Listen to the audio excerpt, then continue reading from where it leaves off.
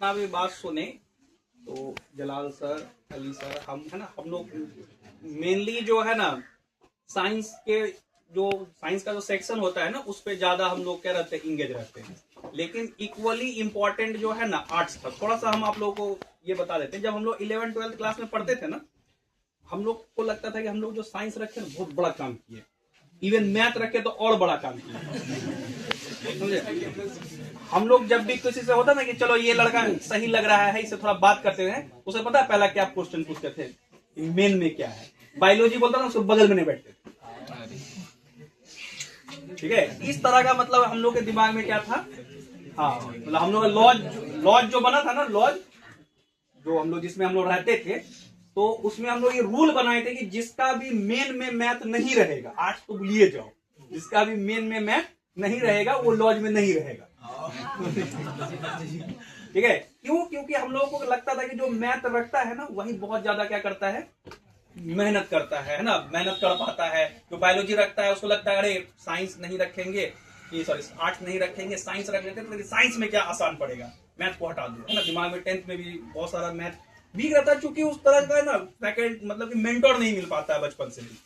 ठीक है, जो कि तुमको इच्छुक बनाए क्या रखने के लिए, मैथ रखने के। थोड़ा सा डर भी लगता है, उसमें मेहनत भी बहुत है, तो हम लोगों के दिमाग में ये चीज बैठा हुआ था कि नहीं बायोलॉजी वाला उतना मेहनत नहीं करता है। लेकिन जब हम लोग मिले ना, दानी सर से मिले, ठीक है, वहां तो उसी सोच से हम लोग जीते थे, क्योंकि आदमी जब तक नए नए आदमी से मिलोगे ना थोड़ा डेवलपमेंट भी क्या होता है, कम होता है। जब हम लोग दानी सर से मिले, उसके बाद जब हम लोग मिले किससे, जलाल सर से, जब इन लोग हम पढ़ाने का स्टाइल सब देखिए, है ना, हमको कभी कभी लगता है कि मैथ से भी ज्यादा कि बायोलॉजी तो हार्ड नहीं है, इतना इतना नाम याद रखना, है ना। अब तुम देखो, अब तुम्हारे हाथ में बुक है ना, तुम कोई चीज को बायोलॉजी का क्या कोई मान लो कि क्लासिफिकेशन होता है, मोनेरा, प्रोटिस्टा, ये सब है ना, बुक में है लिखा हुआ, और उसको तुम देख करके एक साइड बुक रखे हो और एक साइड से ऐसे करके लिख करके निकल जा रहे हो, तो तब तो बायोलॉजी आसान है, तो मैथ भी आसान है। हाथ में तुम सॉल्यूशन रखा हुआ है, इंटीग्रेशन लिखा, इधर सॉल्यूशन देखा, लिख दिया, तो वो भी आसान है ना। लेकिन जब हम लोग इन लोगों के पढ़ाने का जो स्टाइल देखे कि नहीं पूरा शुरू से लेकर लास्ट तक क्या है, याद है ना, कलम पकड़ा तो पूरा याद है, खत्म करके निकल रहे हैं, है ना। 9th का टोटल जो क्लासिफिकेशन है वो याद है, किसी चीज का हेल्प नहीं चाहिए। तो हम जब आप दिमाग लगाते क्या ये अभी हार्ड है,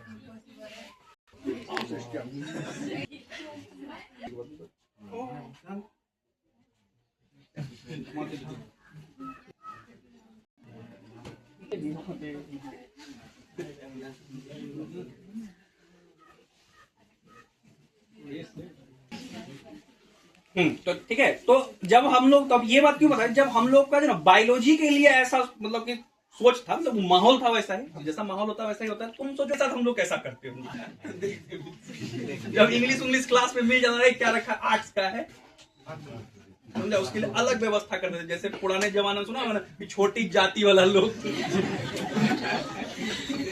ठीक है।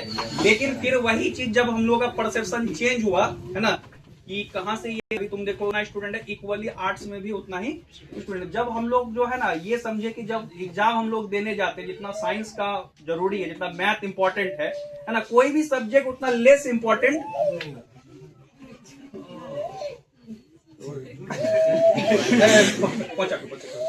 बोले नहीं रहेगी।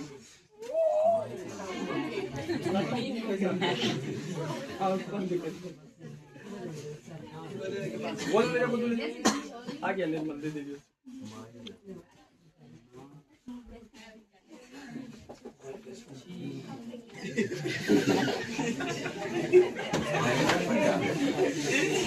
ठीक है, तो जब हम लोग आए मतलब कि देखे एग्जाम सब में दोनों साइंस और आर्ट्स दोनों ही इंपॉर्टेंट, कोई भी बीपीएससी टीचर सब कुछ क्या रखता है इंपॉर्टेंट है। ठीक है, उसके बाद जो है ना कभी भी